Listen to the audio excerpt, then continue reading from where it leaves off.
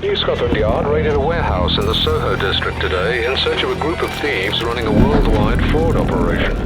Instead, they found parts of the warehouse ablaze, with the evidence destroyed and the criminals long gone. In other news, My journey to England began with a phone call from a soccer mom in Glendale. Her name was Alice Keys, and her identity had been stolen. They hooked Alice with a type of internet fraud called phishing. She got an email from her bank telling her that there was a problem with her account. It contained a link to the bank's website that would allow her to fix the problem by re-entering her personal data. Trouble was, it only looked like her bank. She figured that out when her credit card bill came in the mail 2 weeks later with $4,000 in charges she couldn't explain.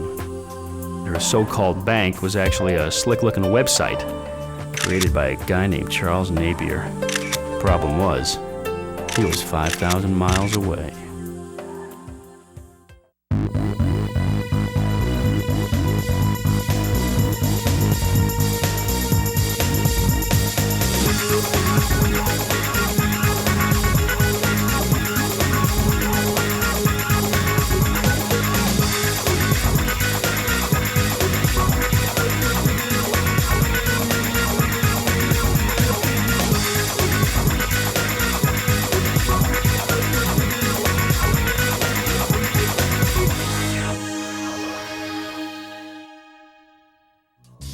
Pat, hey, it's Goddard. Yeah, I just got back in. Michelle there? Niece, Hey. hey Alice, how'd the search go? Somehow they got tipped off. Looks like they left in a hurry, though. Did Scotland Yard have anything on Napier? A lot. This guy is a real piece of work. Running all kinds of scams, all of them on the internet. Wow. Advance payment, auction fraud, software piracy, phishing. You name it, he's doing it. He's got victims all over the U.S. Several other countries as well. Really? Yeah, we met with The Office of Fair Trading in London. They've been receiving complaints as well. Any luck tracing his stolen merchandise? No. All the stuff was mailed to some college kids in Florida. They forwarded everything to a mail drop in Edinburgh. He recruited them on the net, Cash this wire transfer? paid them wire transfers. They thought the whole thing was legit. What about the number he posted for the bank? That turns out to be a prepaid cell phone he purchased with another stolen card. Yeah, he only used it for a couple weeks and then he dumped it. Great. Well, at least the trip wasn't a total waste. Did pick you up a present. Really? I bring you greetings from London. Sorry I didn't have time to wrap it. Oh, you shouldn't have. Think we'll be able to pull anything off this? I don't know. Greg tried the mobile forensics kit at the search. A little too far gone. I was hoping the lab could do something with it. You do me a favor? You drop this off for me? I can use some sleep. Coffee. Yeah, have a nice sleep. I'll see you later. Napier had covered his tracks pretty well.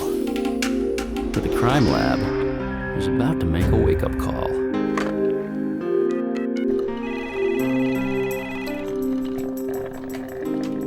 Got it. Alan? Steve. Hey, Steve. Were you able to salvage anything from that laptop? Oh, this guy was pretty careful, Alan. He formatted the drive to erase everything. And the fire took out a couple of the platters, but I was able to Salvage the rest. Alan, We've got thousands of victims here. There are 40,000 credit card numbers alone. Stolen goods being moved all over the world. that's good stuff, Steve. I'm gonna need to get all that to the assistant U.S. attorney. He didn't happen to recover anything that may help us find this guy. I mean, he is into the wind, man. Well, as a matter of fact, A week ago, he booked a vacation in Thailand. Now, according to his itinerary, he's scheduled to take a tour of the Passac River tomorrow, but then return to his hotel in Bangkok on Thursday. Good news. Really appreciate that, Steve. I owe you one big time. Look, I need you to get me a disc of everything you got right away. You bet. The inspection service and Scotland Yard requested assistance from the Thai police and arranged for them to arrest Napier at his hotel.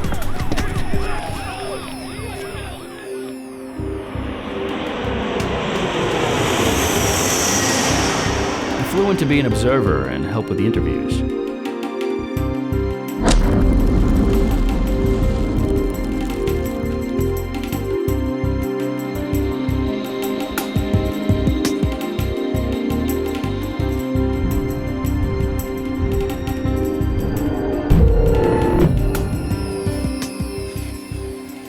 What's all this?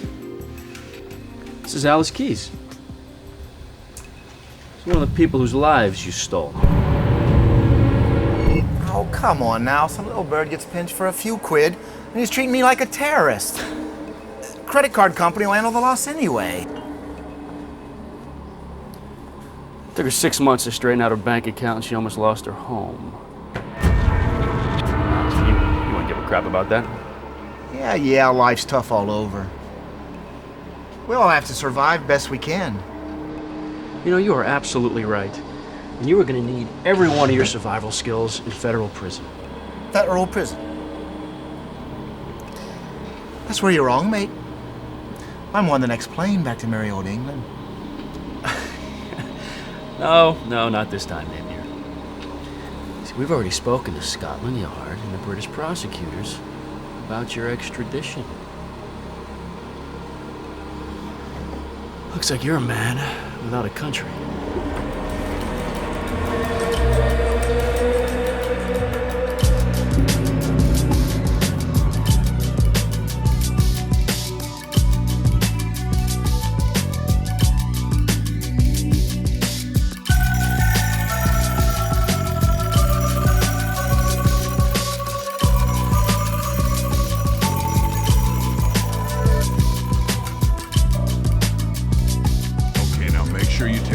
Look at anything that looks like it's going to England. Charles Napier is awaiting trial in federal court for over 100 counts of mail fraud, and its victims are slowly rebuilding their financial lives. The internet can be a safe place to do business, but you should be aware that there are those who target unsuspecting consumers. There are steps that you can take to protect yourself. Number 1, be suspicious of emails that appear to be from banks, online auction sites, or other retailers.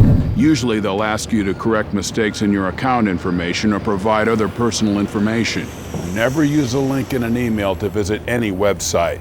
Type in the address that you normally use to log into those sites. If you have doubts, call the business on the telephone. You should always be able to resolve the complaint with a customer service representative if the company's legitimate.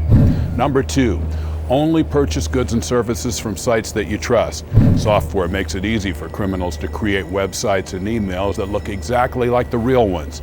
Examine all offers carefully before purchasing. Lastly, when you're online, be on guard.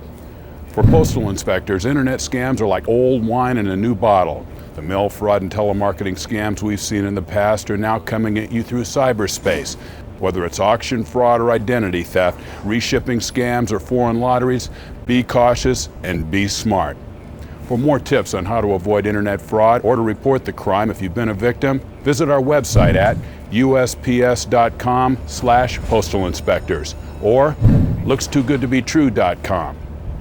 These simple steps can help protect you from crooks thousands of miles away or just across the street, and will give them a world of trouble.